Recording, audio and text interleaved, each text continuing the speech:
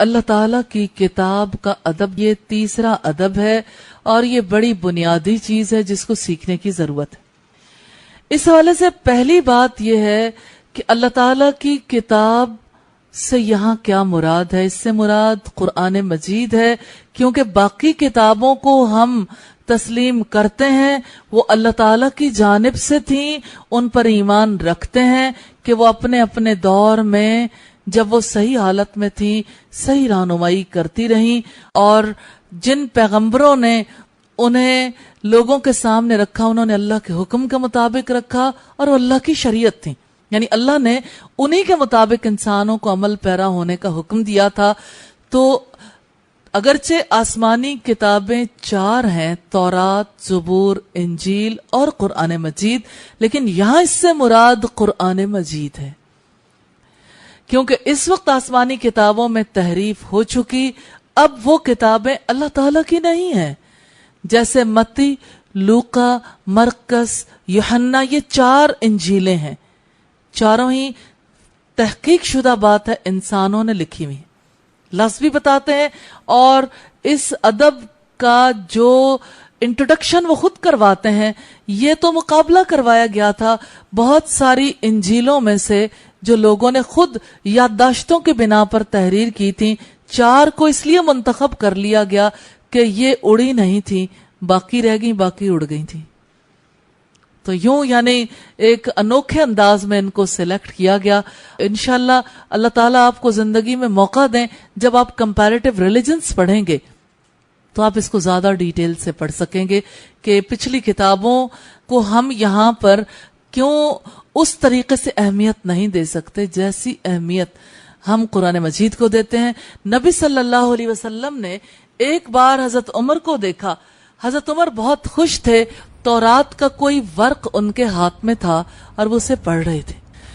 جب حضرت عمر نے رسول اللہ کی طرف دیکھا کہ رسول اللہ کا چہرہ متغیر ہو گیا، آپ کے چہرے کے تاثرات بدل گئے، تو حضرت عمر گھٹنوں کے بل گر گئے اور فوراً رسول اللہ سے کہا، رضیت باللہ ربا وبالاسلام دینا وبمحمد نبیا رسولا، کہ میں اللہ کے رب ہونے پر، اسلام کے دین ہونے پر اور محمد صلی اللہ علیہ وسلم کے رسول ہونے پر راضی ہو گیا۔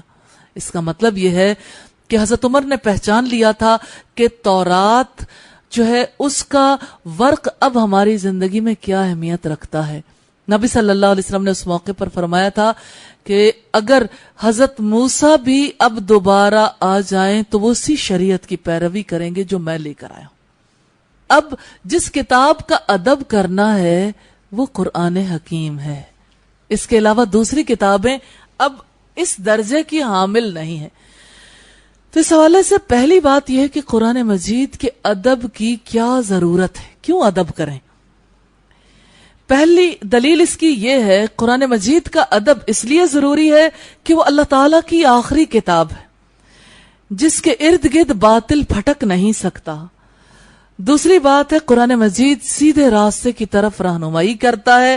سورہ بنی اسرائیل کی آیت نمبر 9 سے ہمیں اس کا پتہ چلا، اور قرآن مجید کو ماننے والے اللہ تعالیٰ کے مقرب ہیں، اور قرآن مجید پر عمل کرنے والے کامیاب اور اس سے منہ موڑنے والے تباہ و برباد ہیں، اور قرآن مجید کے ذریعے سے ہی اللہ تعالیٰ قوموں کو سر بلند یا ذلیل و رسوا کرتا ہے۔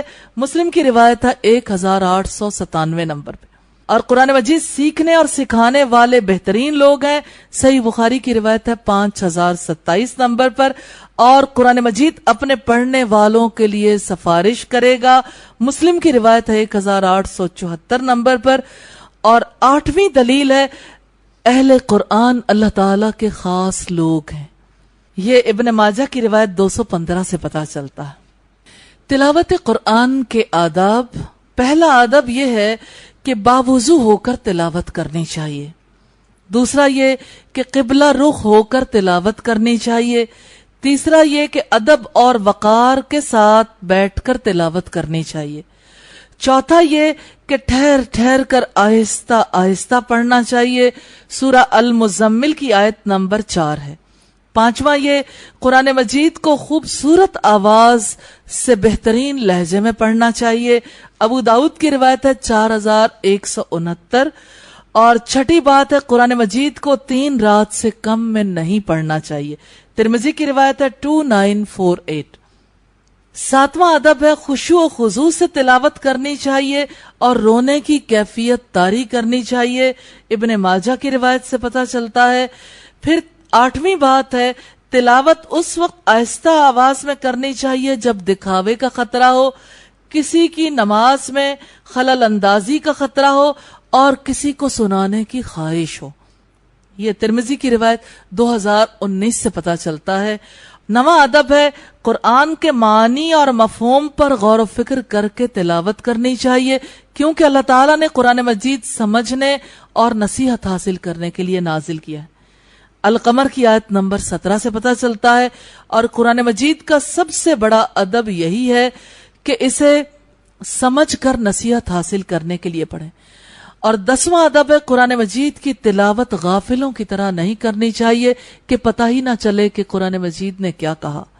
اور 11واں ادب ہے قرآن مجید کی تلاوت کرتے ہوئے کوشش کرنی چاہیے کہ اللہ والوں کی صفات پیدا ہو جائیں.